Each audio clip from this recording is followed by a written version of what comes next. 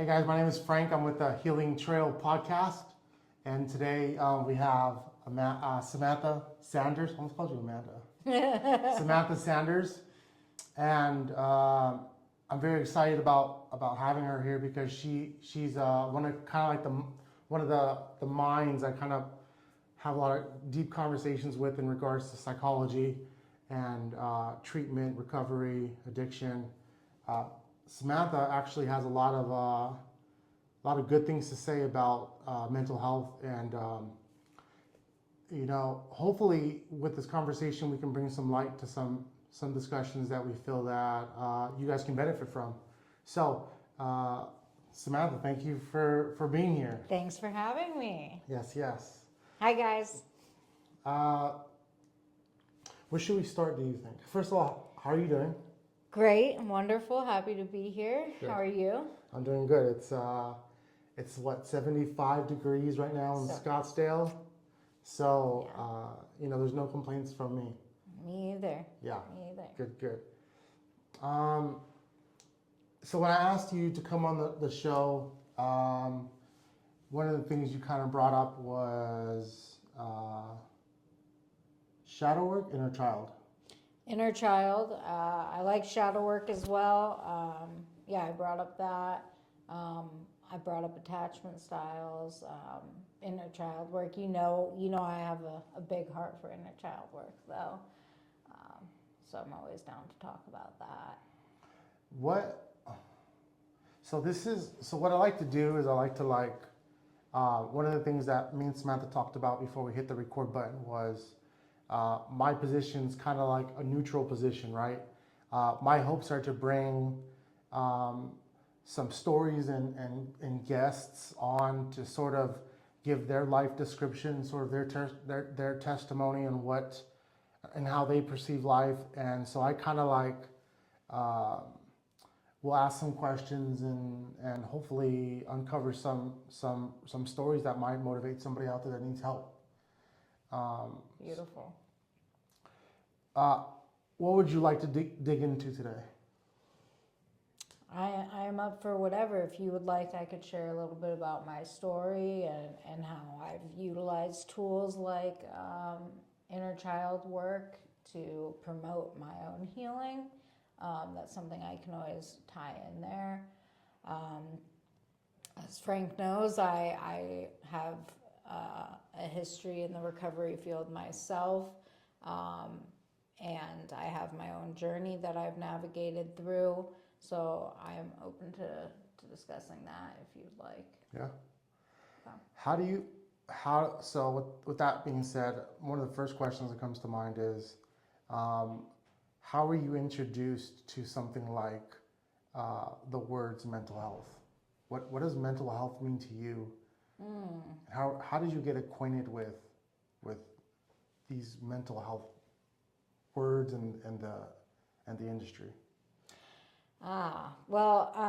It actually started when I was young. I was about 12 when I first heard talks of mental health. I was at what they call an HSP now, a highly sensitive person growing up, and I also struggled with ADHD, and I was just I was always depressed growing up. I grew up in a somewhat dysfunctional home, and my mom had good intentions. She walked me into a doctor's office and she said, "I can't deal with it. Fix her. She's anxious all the time. She doesn't sleep. She's depressed all the time. She's not doing well in school." And so that's when they said, "You've got some issues with mental health. You're depressed. You're anxious. You've got ADHD." They started kind of tacking on all the diagnoses.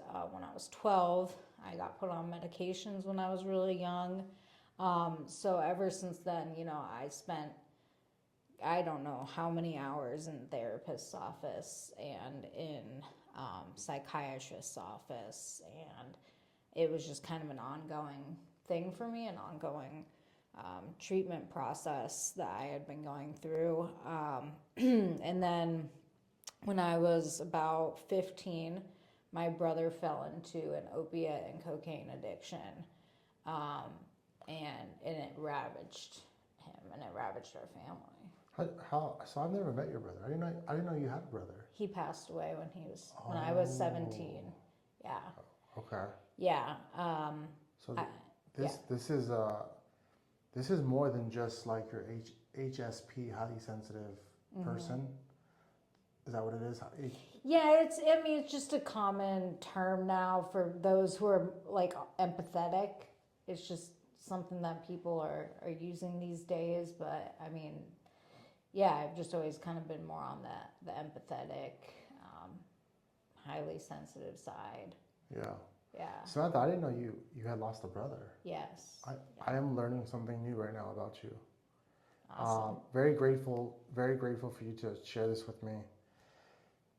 You know, every time I do one of these, every time I sit down with somebody who's amazing like yourself,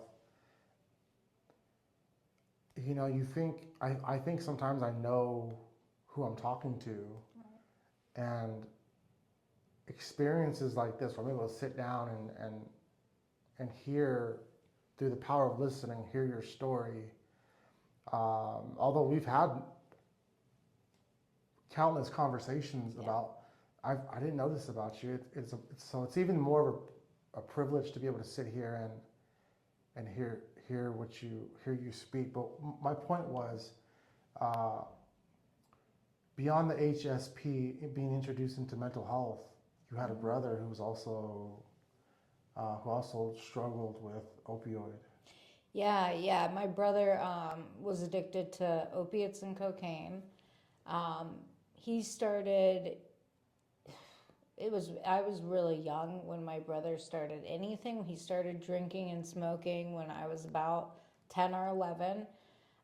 He got into drug dealing where he was selling a lot of weed in college, selling pills as well. But yeah, he was doing that in high school too. And I remember I heard about it from one of my friends. Is that I was in the 5th grade, and my friend comes running up to me and she's like, "Did you know your brother's been selling weed?" And I was like, "What are you talking about? My brother's never done anything like that." Yeah. I was like, "What the heck? This rumor is coming back to me." It turns out it was true.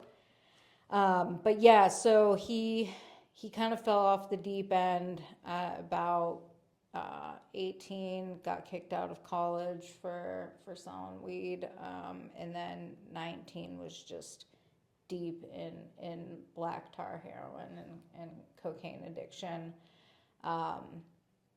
Yeah, he ran for the cartel. I mean, he was in it very, very deep, and we tried getting him help, and it was very much family endeavor. We had to do an intervention on him.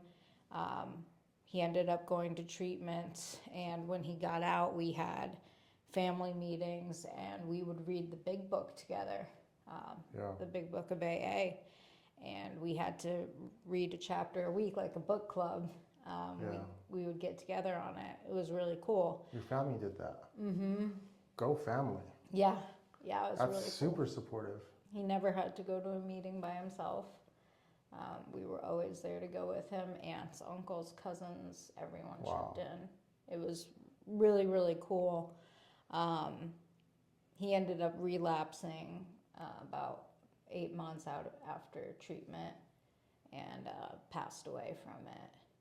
So. Yeah. What's your brother's name, Samantha? His name was Mike. Mike. Mm-hmm. Yeah. Yep.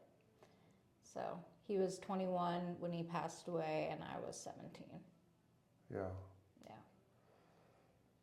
Yeah. Was the idea of like mental health still a topic for you at that time, or yeah. where was mental health in terms of like location on your radar of what it meant to you at that time of losing your brother? I went to a lot of grief counseling. I was still going regularly to therapy and psychiatry appointments. You know, even through all of what my brother had been through, I was still considered the mentally ill one in the family because I was more sensitive, I was more empathetic, I was a little more intuitive. He was like a very happy-go-lucky. Nobody knew what was going on with him. We still don't to this day. Yeah. Obviously, he was hurting in some way. But other than that, he was still like the super cheerful guy. So I was always deemed as the one with mental health issues. Yeah. Yeah. What happens in your life next? So, I mean, I guess I want to go back just a smidge. So something that was always in my, always in the background of my life was my eating disorder. Okay. So my brother had his addiction to opiates and cocaine, and little did I know I had this looming eating disorder. I coped with everything with food. So, I partied a lot in high school too. Like that was always kind of in the background too. But really, like when I wanted comfort, I was going towards food. And so when my brother passed away, he asked me to make him a promise. Before he passed, he said, "I want you to promise me you'll never touch drugs or alcohol again." Yeah. And I promised him. And after he overdosed, I was so afraid of substances that it was game over for me for a while. So I fell pretty hard into the binge eating. It was all I had to soothe myself. So one of the things I hear is you had this eating disorder. Mm-hmm. So for anybody out there that's struggling with the eating disorder, this is not professional advice. And if you are going through a crisis and you need help, please seek professional services. And if you're going through an emergency, I feel it important to say if you're going through a medical emergency, dial 911. Please don't take this as direct professional advice to something that you're going through. This is for information purposes. This is for learning, and hopefully we can help. We can use this information to help each other. But if you're struggling with an eating disorder, perhaps maybe some of this information can help you get a little clarity on maybe something that others are going through, so you may feel you're not the only one. But when you say you had an eating disorder, mm-hmm. and you used it to cope, yeah. So I've never had an eating disorder. Mm-hmm. So when you say I used eating to cope, what does that mean? Any big feelings I would have, like anxiety. If I was feeling anxious and I ran out and got myself a bunch of food from whatever, it was usually fast food, yeah. and sat down with it, the minute I started eating, that anxiety would release and it would go away, and it would quite literally soothe it. And it started, my eating disorder started when I was really, really young. It started when I was about 3 years old, is what they've found out now. And that's because I grew up in a house where my sister was really, really sick. She was really medically fragile. I have a very, very special needs sister, about the mental capacity of a 6-month-old, and she was always in and out of the hospital. So my dad was working, my mom was at the hospital with her. So I was pretty much left to my own devices, just me and my brother kind of thing. And so when I was, upset and crying a lot, my parents were overstimulated. So my mom would just kind of give me food, give me candy, and that's how I would learn how to self-soothe and regulate my emotions, because my mom didn't, she did the best she could. Yeah. This is not knocking on my mother. She's an amazing woman. We've had long talks about this. She just didn't know what else to do, how else to help me when I had big emotions as a kid, so she would just give me food, and as a 3-year-old, that became my go-to when I needed something to calm me down or make me feel happy or whatever. I would go to that, and food, increases dopamine in the brain. Right. It hits the same receptors. Right. I got a chance to talk to on a little side note, but along the same subject. I had a chance to talk to my stepdad one time after I had gotten sober and everything, and I had told him that what I was doing. I was like, yeah, I'm in the mental health field, and I'm helping people who struggle with addiction, who struggle with substance use and co-occurring disorders and trauma and PTSD and complex PTSD, everything you can name. And one of the things I said was like, yeah, we kind of lived a crazy life growing up. And he's like, one of the things he said in response to that was, it's kind of defensive. He said, so what, you think everything was my fault? Ah, yes. And yeah. I'm not sure, Samantha, like what he was expecting for me to say in return. Right. But what I said was, it totally blew him off too. It totally caught him off guard. Yeah. My response was, I think you did the best that you could with what you had when you had it. Yes. Yeah. I love that. And he just had this long pause, and he just said like, thank you. When he did speak, after, I don't know, what seemed like 5 minutes, I'm sure it was like 10 seconds. Yeah. He said, thank you. So I hear you when you say, that no fault to your mom. Yeah. She tried her best. Yeah. I think to add to that point, I think we do the best with what we have when we have it. 100%. I think that speaks too to our coping skills, right? Like, that was what I knew how to cope with what I was dealing with at that moment. So that's kind of why it became an issue for me, the food stuff. Do you think you ever sat? Do you think there was ever a specific moment where you were like eating and you felt the relief, right, of the anxiety go away? Do you ever think there was a moment where you were like,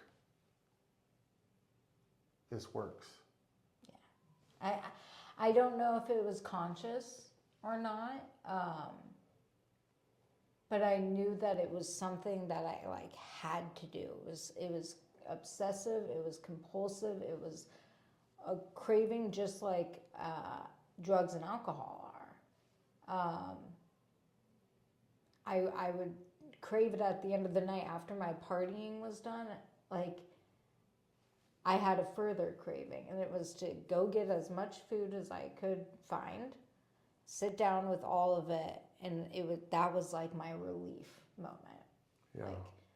Like, going out partying and being around people all the time, and it was exhausting for me, especially with having like ADHD and stuff. It can be like kind of like masking all the time. Right. So it was a relief coming home and being able to like be in my room with just food.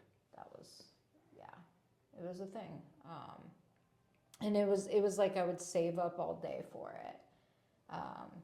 I wouldn't eat during the day, and then I would binge at night.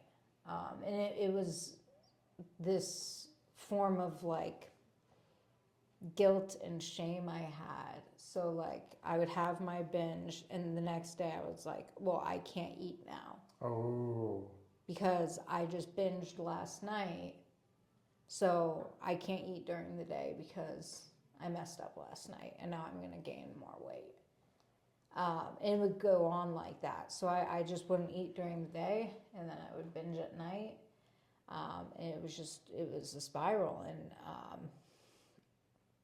it was this obsession with weight, and then just this obsession with relief. How do you think I greatly appreciate you taking time out of your day to come talk to us about this. It's an honor. So the intention is, my intentions are for this podcast to get the stories and hopefully help at least one person in the world. And if your story, Samantha, helps at least one person in the world, then I think we're both successful. 100%. And that's the intention for this, right? So I have so many questions. What do you think? So you binged at night, you woke up in the morning. Did waking up in the morning come with regret? Oh yeah, yeah. A lot of guilt, a lot of shame, a lot of like hiding wrappers, like I wouldn't. Kind of like I was with being an alcoholic. Yeah. Oh, 100%. Yeah. I would wake up with regret from the night before because I just binged off of alcohol and drugs and just fast life and waking up in the morning and checking my bank account. I was like, holy fuck, what did I do? Yeah. What did I do? Like I did it again. Yep. And then I sit in the guilt and shame for a couple hours and I'm like, all right, it's almost 4 o'clock, 5 o'clock. It's time to get it going. Yeah. That's interesting. I would never take the symptoms of eating disorder and be able to connect them to symptoms of alcoholism or drug addiction. Yeah. Yeah, they relate pretty heavily, and oftentimes they're big co-occurring disorders. So I know like substance use played into mine a lot, but it was when I took the eating disorder away completely that substance use really like came at me full force.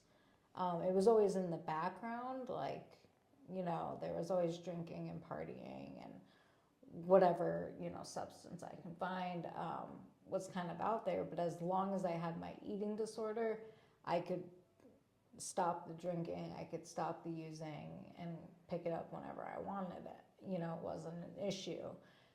It was when I pulled the eating disorder away after I had gotten treatment for it, about 4 years later, that I just one day woke up craving alcohol and just went on like a year long bender. That was pretty bad, but it was still the same kind of compulsions, the cravings, the regret, the shame, the despair, desperation. How long? So all this that you just described, how long did that go on for? So the eating disorder issue began when I was 3. It went on. The restricting and binging at night went on until I was 23. I decided to have surgery. Weight loss surgery, because again I was obsessed with weight. Me too. Yeah. A lot of us are. I think we all are, right? Well, that's a strong statement. We all are. I would say a good majority of people are. Yeah. I was talking with Regina on our last Regina Rayborn. Hey Regina. Hey Regina. We filmed on Saturday, and one of the ideas that came up during our discussion on Saturday was the invention of the mirror. Ah, yes. And I couldn't tell you exactly what year the mirror was created, but prior to the mirror being engineered and developed, there was less infatuation with our image and reflection of observing that image. Absolutely. And prior to the mirror, there was some space that didn't occupy always this infatuation with body image and the lack of confidence due to alterations to body image and constantly making those adjustments. Post invention of the mirror, then we get into like a lot more prevalent cases where people are kind of self-conscious, lack of confidence, maybe even body dysmorphia, depression, low self-esteem, low confidence, social anxiety, post invention of the mirror. So you're not alone. Yeah, thank you. Thank you for sharing that. Yeah, it's really common, especially in America. We are a culture that's really focused on the way we look, especially with Hollywood and all of that. And you know, I've talked to people about this because I've done some specialty work in eating disorders now. Is that, you know, we keep chasing different trends that like Hollywood will set out, you know, a new trend. They used to like, you know, very slim people, really no curve. Now they like curves and a really thin waist. And so, and it's like Hollywood has the ability to change these trends, right? Because there's a lot of money in there. They can hire personal trainers, they can hire chefs, they can get plastic surgery, all of that stuff. They can get their plastic surgery removed. Yeah. And so people are chasing the same trends that they're seeing in front of them that's not real. So I think that that's another thing too, is we're chasing what's in the media, and that's not realistic, and it's really hard, right? I know I did it for a really long time. It's a really big struggle. I was a dancer. There was a certain body I had to have. I had to do weigh-ins, and if you weighed over a certain amount, you were put on diets. And my first diet was when I was 8. So I was really young. Wow. Yeah. So being put on a diet at 8 years old, are you okay talking about that? Absolutely. What does, I can't even imagine. I'm trying to, you know what, I can imagine. Because my weight was an issue a lot when I was a kid too. I was always being told to restrict my food intake. I would sneak food as a kid. Me too. Oh, big time. And I would hide food under my bed. Same. You know what, maybe I did have an eating disorder. I mean, there's a difference between like disordered eating and an eating disorder, though. Because Yeah. like most of us have like little disordered eating behaviors. Like a disordered eating behavior, they're random. They're super random. Like one can be like not touching food on your plate, and that's okay. And that doesn't mean I have an eating disorder. Right. Right? Like that's just like one of my behaviors when I eat, and that's okay. Like that's totally normal that people have that. But yeah, I think that I think a lot of kids did that growing up. There's anorexia, there's bulimia, right? And if I remember correctly from Psych 266, Nice. anorexia is the restricting of calories. Restricting of pretty much all food intake. And purging? Purging, yep. Purging is bulimia. Bulimia is binging. Binge and purge. And purging. Okay. Yep. So you're 8 years old and you're being sold on this idea that there must exist this concept of a diet. Yep. Do you remember like what that meant for you as an 8-year-old? Oh, it meant I was fat. Okay. It meant I was fat and I wasn't. Why did you think that being on a diet equated to the belief you were fat? There were little other things that went with it, like being told I weighed too much at dance, and then at home, again, love my mom. Hi, Mom. Hi, Mom. You're going to watch this. We've talked about this stuff. So sorry for airing it out there. She's an amazing woman, by the way. Yeah, she's phenomenal. She's been nothing but very welcoming to me and my wife whenever we do visit. So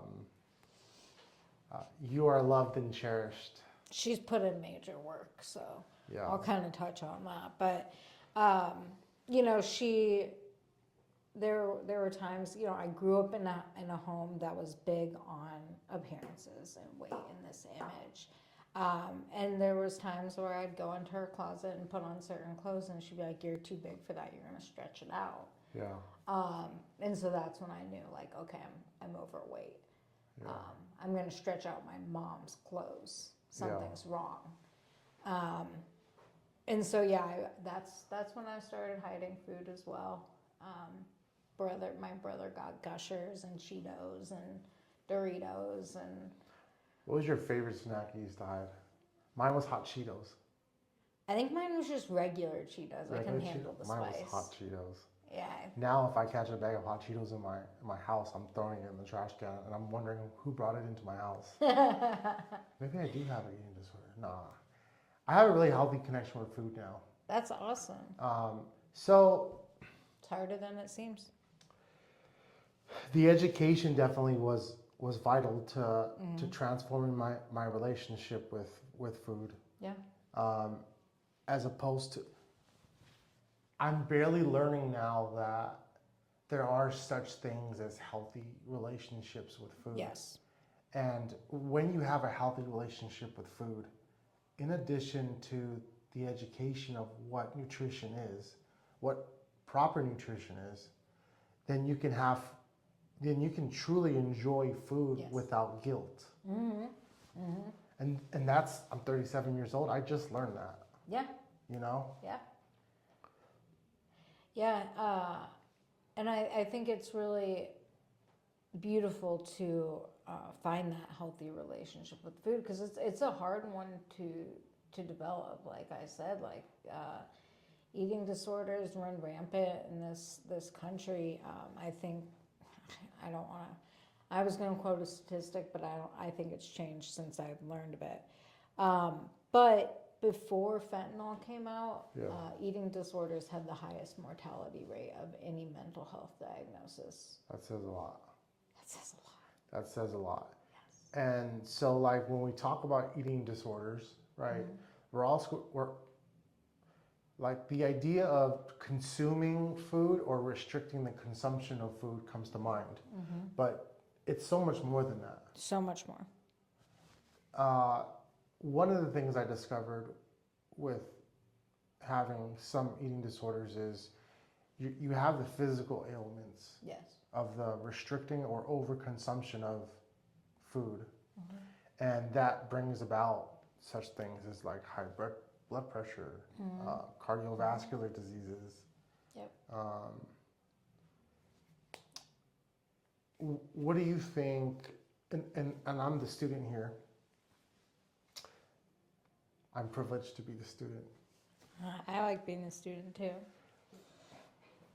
What are your thoughts on, like, what comes with so before fentanyl, eating disorders was the leading causes of death in America. Yeah. Because along with eating disorders comes a high level of suicide rates. That's another thing. There you go. Yeah. I would have never thought about that. Yeah. Really high suicide risk. Yeah. But you know, every eating disorder is different. I've made so many friends that I've met through eating disorder treatment, and each of our eating disorders look completely different. Not one looks the same, and I've had several different types of eating disorder within the realm of it. It's not just like, oh, well, I'm an addict, then I'm just an addict. It's like, okay, well, I had times when I was in complete restriction, so I was more on the anorexia side. There was times when I was in binge episodes, And then there was times where I was in something called RFID episodes, which is avoidant restricted food intake disorder. Avoidant restrictive food intake disorder. ARFID. Mm-hmm. Okay. Yeah, RFID. And that's usually like because you're trying to, like for me, it was because I was trying to avoid medical symptoms, right? So after I had, okay, sorry, I skipped a bunch, but I had gained all my weight. I got up to like 315. I'd started getting things like fibromyalgia and stuff when I was 23. So I decided to get weight loss surgery. And I decided to get the most extreme one possible. So I got, it's called the duodenal switch, but it's essentially gastric bypass and the gastric sleeve. So I only have 1/3 of my stomach and 1/3 of my intestines. Yeah. Very, very extreme. And I got so sick. That surgery almost killed me so many times I can't count. Yeah. It was devastating. And so after I had the surgery, I couldn't eat. Like I couldn't keep down food. So it would make me sick like 15 times a day. So I stopped eating altogether. So I was in an RFID kind of situation where I didn't want to eat because I didn't want to be sick. But then as time went on and got further in, I started also liking the fact that I was getting really skinny really quick. Yeah. So and you kind of get this high after not eating for so long. It's like, how long can I go? Let me just go a little bit longer. And it's That's interesting. yeah, it's really weird. I don't know if I can properly explain it, but it sucks. You know, you think it's okay in the moment, and then it's like, what was I doing? Like, So you get this high from not eating, and mm-hmm. sort of like, how much farther can I go? Mm-hmm. What's the reward? The reward is how much skinnier am I going to get? I think that's part of it. At least it was for me. It's like, oh, well, this means if I can keep going, then I'm going to get skinnier and skinnier and skinnier. But it's like, at what point, like, I didn't have even like a goal in mind. Like, I guess I did. I wanted to weigh X amount, but even past X amount, once I achieved that, I wanted to keep going. So it was like I kept moving the goalposts too. There's a couple interesting things there. Guys, one of the things I said was, what was a reward? Mm-hmm. And somebody who's hearing this might kind of hear that and be like, well, what the F, Frank? What do you mean, what's the reward? It sucked, right? So when I say like, what's the reward? In human behavior, it's often understood when you're dissecting the psychology of human behavior that humans do things, they have certain behaviors because they have an anticipation of there being a reward. So one of the questions then becomes, if there's no reward, then why are you doing it, mm-hmm. right? So even and this can be applied to like positive, negative, or neutral things.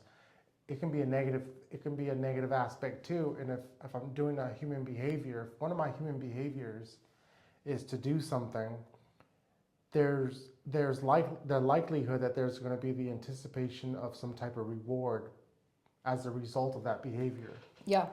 So that's what I mean when I say, Samantha, like when you were trying to stretch the timeline of days that you didn't eat. Mm-hmm. Like, let me just see how far I can go. Mm-hmm. Like, I ask what's the reward because it allows for deeper understanding behind the behavior. I think there's also this aspect where it numbs things. It just, you feel kind of this emptiness and this kind of just numb like sensations become less real. I don't know how to necessarily put it, but when you're dying, you just don't feel. I just felt so numb, and I think that's what I was kind of chasing. My brain was dying, so your depression gets a lot worse, right? Because you don't have any serotonin going on in your brain. You've got no food to nourish it. Right. And with eating disorders, they say the first thing to go is the brain and it's the last thing to come back. So it's the first thing that starts dying in you. Why do you think that is? I don't know. I really, I mean, I've learned about it. I think I've lost some of that knowledge over the years. I mean, when I went to treatment for it was 12 years ago. So, from my little understanding of it, the brain absorbs a lot of energy. yeah, yeah. The brain absorbs a lot of calories. Mm-hmm. It takes a lot to operate the brain. Yeah. And the lack of the consumption of nutrition to adequately keep the brain functioning at its baseline level becomes depleted after what I would assume to be the lack of that presence of nutrition. Mm-hmm. Mm-hmm. Yep, and it stops feeding like certain neurotransmitters, and so depression levels get really high. Your memory starts to go away. Yeah. My memory was trash. I couldn't remember anything. I was very angry all the time. Like, you think about getting hangry, like when you don't eat for like a year, like that is elevated. Like, I became a person I did not recognize anymore, emotionally, mentally, physically. Like, I no longer knew who I was. Like I said, that first year after I had my surgery, I got so sick. The surgery itself almost killed me, just too many times. I spent about 14 months in the hospital. Wow. And now I'd get out for like a day, and I'd go back. And it was like that for about 14 months. Yeah, I was really, really, really sick. I couldn't even sit up in bed anymore.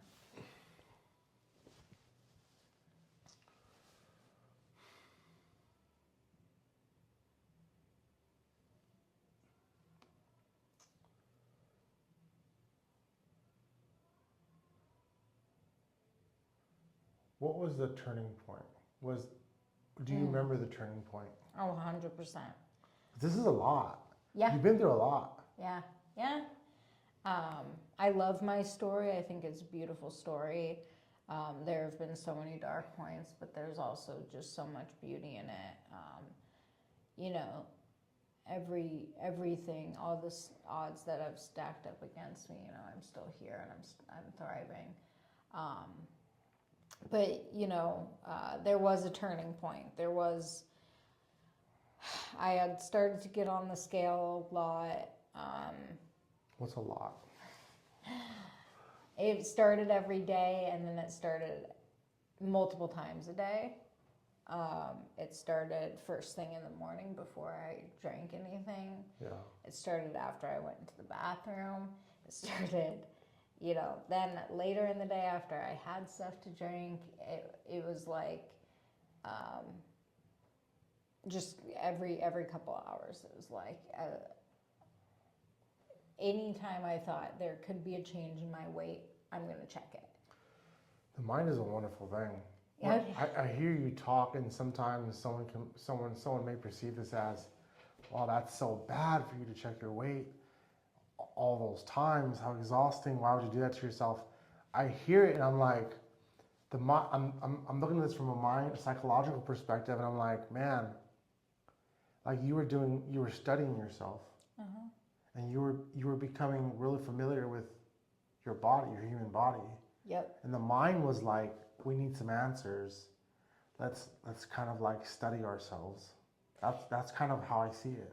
And I got addicted to the number.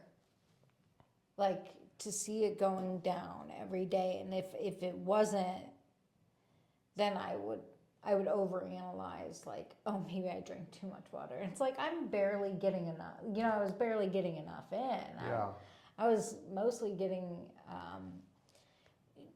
you know, hydrated through IVs. I wasn't drinking anything. So it was like, it was also my way of like analyzing, like, what could I do to keep losing weight?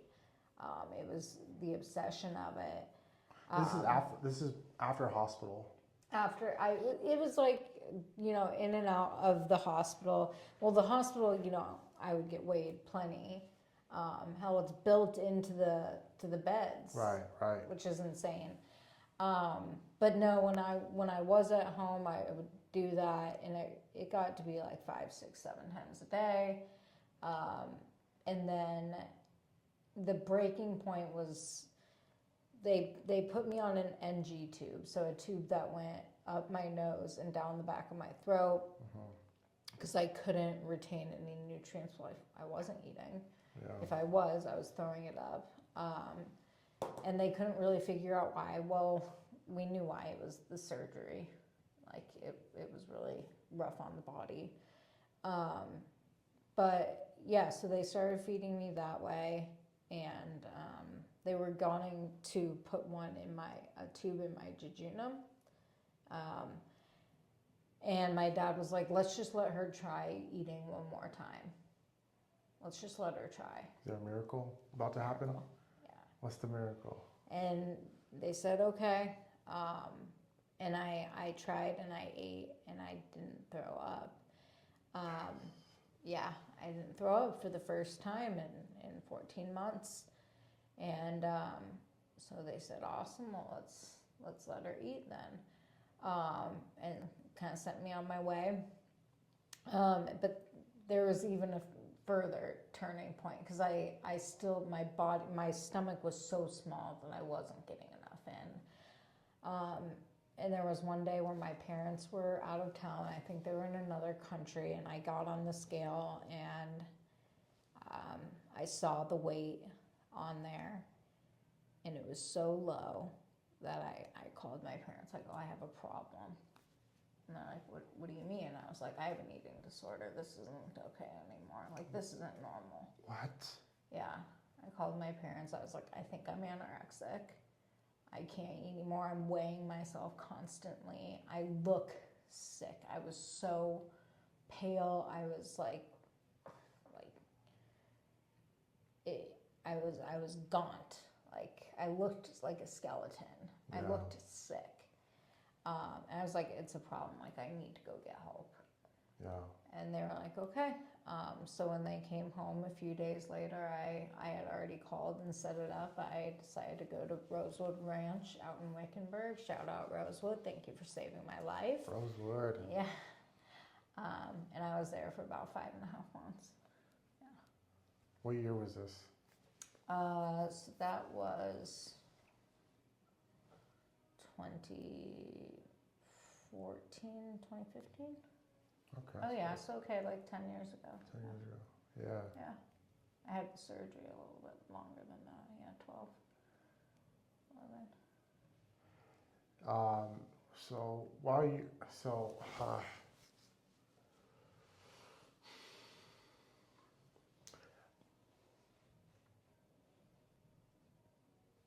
what was it like to make the call to your parents?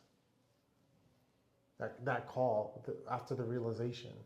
What prompted the realization, do you think? The number on the scale, I was like, that's too low. Did it seem unreal? Yes. Like surreal? Yes. Like, and I could still remember it vividly, like where exactly in my room I was placed, like looking down at my feet. I remember what my feet looked like standing there. Like, I remember it all. It was very vivid. yeah. But yeah, making that call, it felt relieving. It felt like, okay, I could finally take some accountability and take back control over some of my life, because that whole 14 months, nothing was in my control. That all of those medical issues, I was helpless. I was hopeless. I had lost everything. I was just sitting there and I was like, just watching everything go by around me, and I just had no control over my life. And I didn't know what ARFID was. And I didn't know that after a while of me not eating, that I started to get this like rush out of it. I didn't know that was a thing either. So, yeah. So you went to Rosewood, and you were there for 5 months.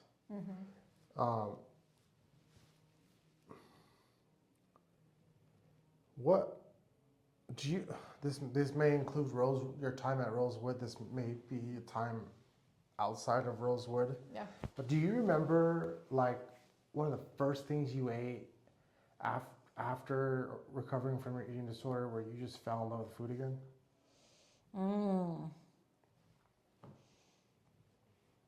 I think one of the things had to be pizza.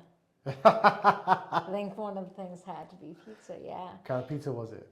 I think it was just a slice of cheese, a New York slice. And what was really cool was I had learned about the actual nutrients that are in pizza. Yeah. Because people think, well, pizza is just a junk food. And it's like, no, pizza has protein, it has fat, it has grains, and it has vegetables.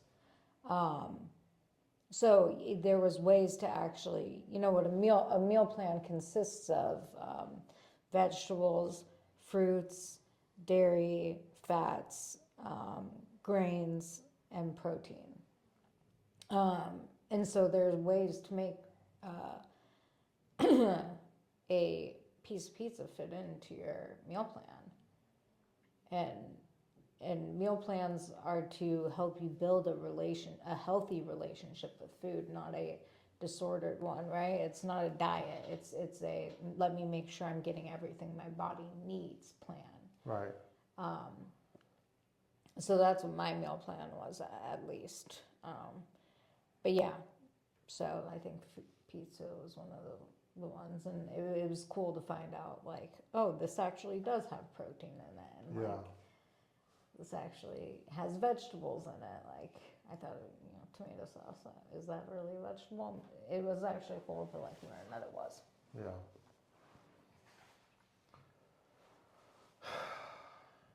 We've covered a lot today. We sure have. Yeah,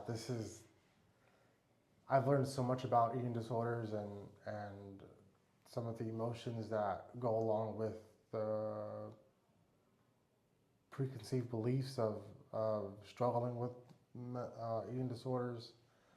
Sort of the reasons why for you that caused you to kind of go down that road of having this at one point in time this unhealthy relationship with food. Yeah.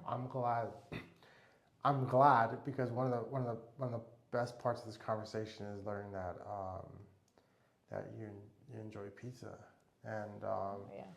it's really you've told us a lot about your story, Samantha. But sitting here, one of the things I said when we started this conversation was I've never had an eating disorder. I'm thinking back as you're talking, and a lot of things are coming back up. And I didn't always have the best relationship with food growing up as a kid. And there's a lot that after hearing you speak that I'm gonna have to give some time to process. Yeah. Most definitely, but the information is definitely valuable as it applies to any human being that is struggling with the idea of what the quality of their relationship is with nutrition. The human being, food, and then what the relationship looks like in terms of quality or lack thereof. Yeah. This is amazing. This is good stuff. Yeah. If you can go back, Samantha, and give yourself some advice now, the strong person you are now, and the healed person you are now, and all the amazing knowledge that you have. And you can go back to that young girl who's struggling with those images of self and the negative conceptions of diet. What would you tell her? Your body does not define you. Yeah. That was a huge thing for me to learn, was me and my body, that doesn't define who I am as a person. That doesn't define my worth. That doesn't define my values or what I have to bring to this world. You know, I have intrinsic value as just being a human being, me, myself. I didn't have to look a certain way. I didn't have to be a certain weight for me to have value. So I think that would be something I would let my inner child know, is your body doesn't define you. You're beautiful just as you are. And allow yourself to have feelings. Yeah. Sit with it. It's okay. It's okay to feel. Your body does not define you. That is a powerful message.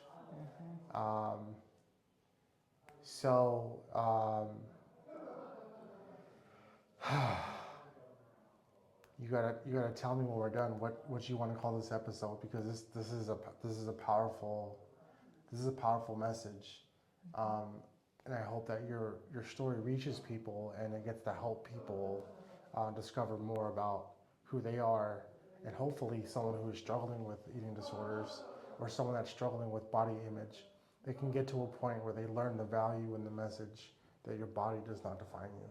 Yeah. That's my hope too. It's really cool working with people and seeing that aha moment where they finally are at that point and they're like, I get it now. My body doesn't define me. Like, I am more than my looks, my appearance. Like, you know, they're making friendships and seeing like just their selves come out, because the eating disorder masks the true self too. Like, when you have an eating disorder like that, you play small in all scenarios. You don't let yourself be as outspoken. You know, you're scared. You want to stay in this little box because it's safe in there. Playing small is a really big thing with eating disorders. So when you see people come back to life and you see them come out of their box and all of that stuff, and I think that's a really beautiful thing, is that aha moment of like, whoa, I am more than just being small enough to fit in that box over there. Yes. Samantha, thank you for being here, and thank you for sharing your story. I'm sure we're gonna do this again sometime, and maybe you could talk about some of the other things that you're passionate about. Sure. The shadow work, the inner child, and all that. I'd love that. Guys, you'll definitely see Samantha again. So, till next time, guys. This is the Healing Trail podcast, and guys, interact with us if you have any questions. We'd love to have this conversation. Go past this video in the comments section, and we'll put Samantha's information up if she chooses to, and you can contact her directly if you have any questions or you want to interact with her. But the goal is to keep this full circle, and at the end of the day, if we can help one person, then we've accomplished our goal. So thank you, Samantha, for being here. Thank you, Frank. This is the Healing Trail podcast. Bye, guys. Thank you, guys.